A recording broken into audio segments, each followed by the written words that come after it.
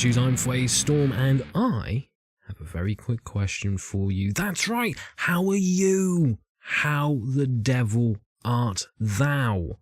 I hope you're keeping well. I really do. As for me, well, it's almost here.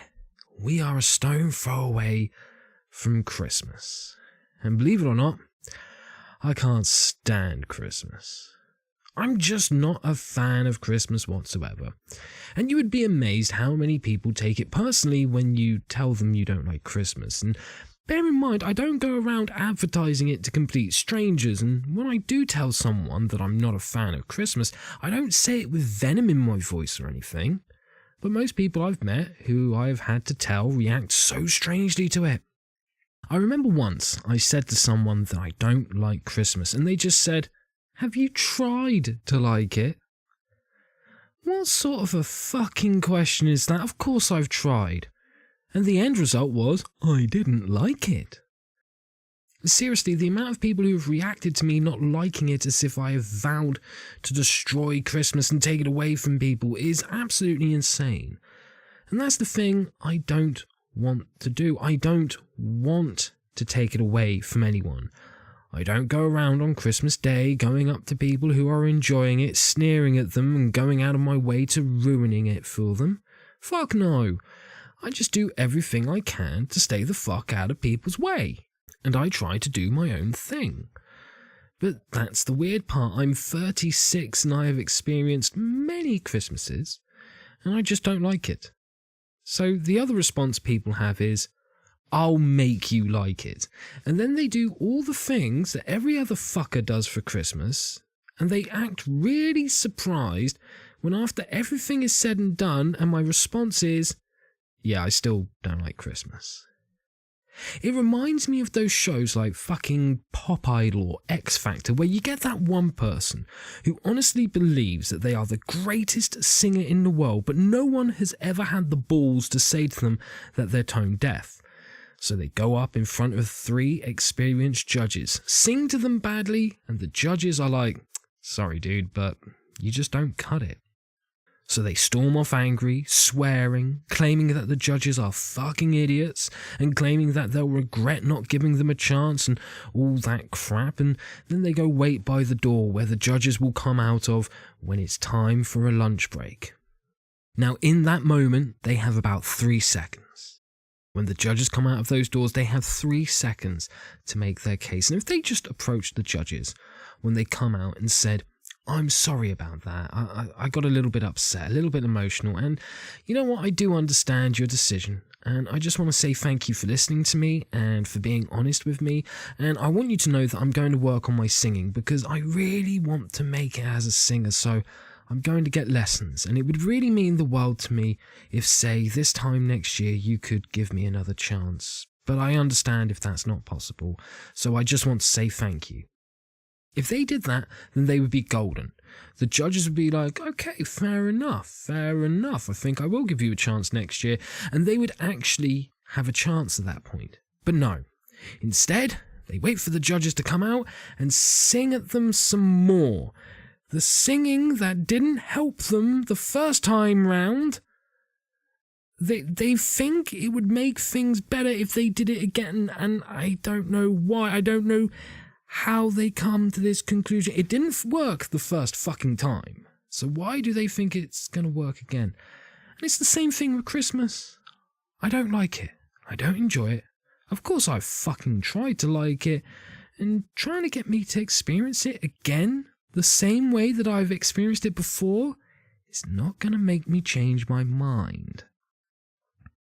But I will admit there is one aspect to Christmas that I do like. Christmas-themed horror movies.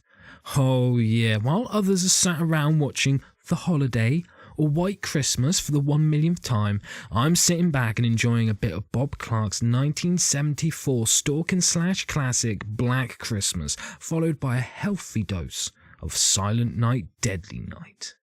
And I love writing dark stories that take place at Christmas time.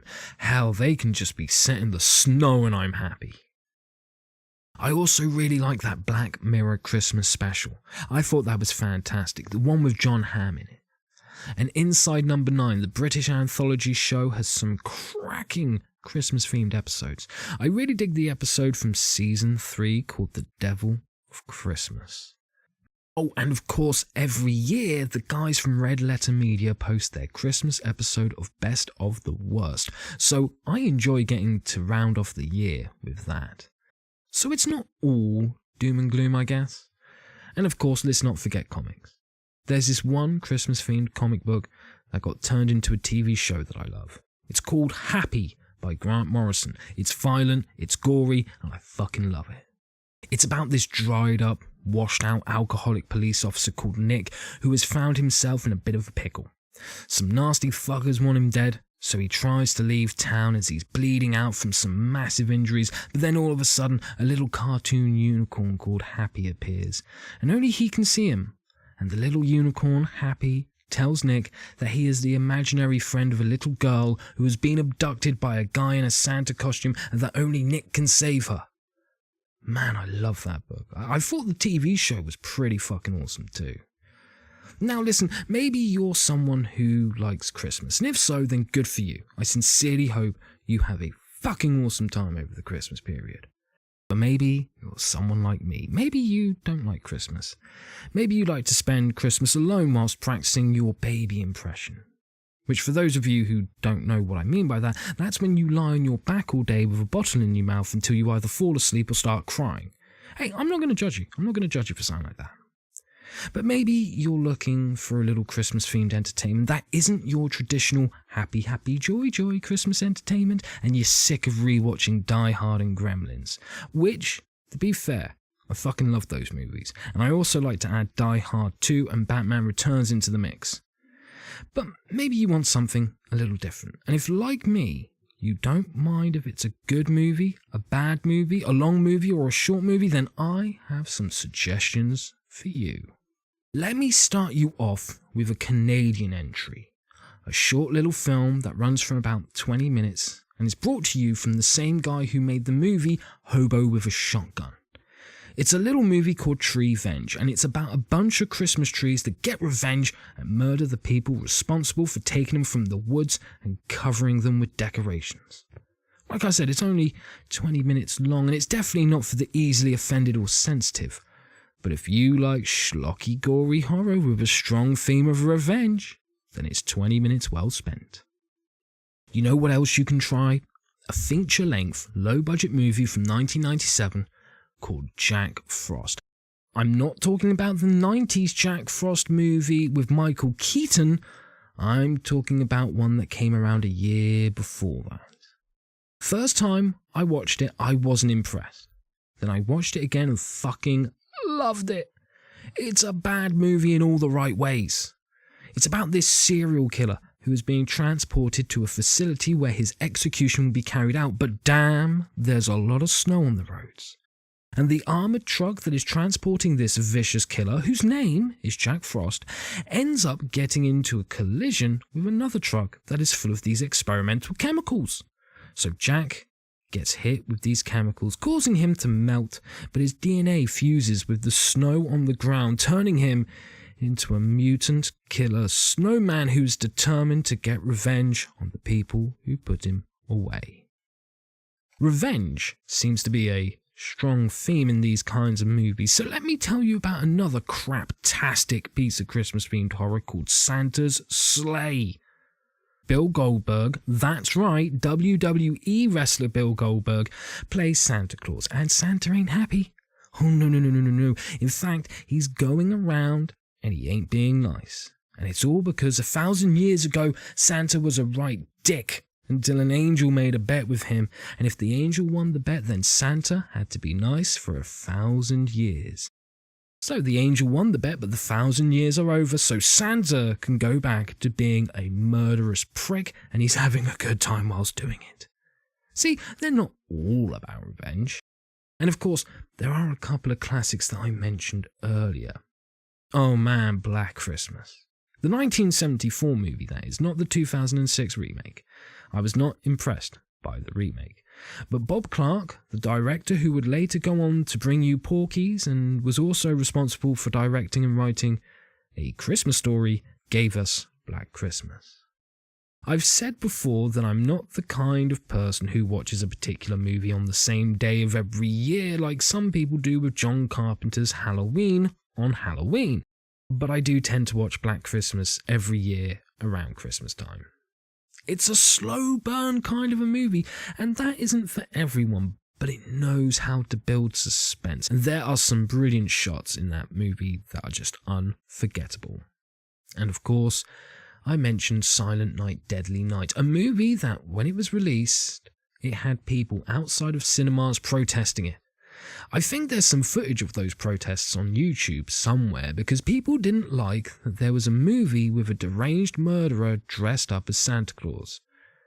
Oh man, there are so many others, but we don't have time to go through all of them.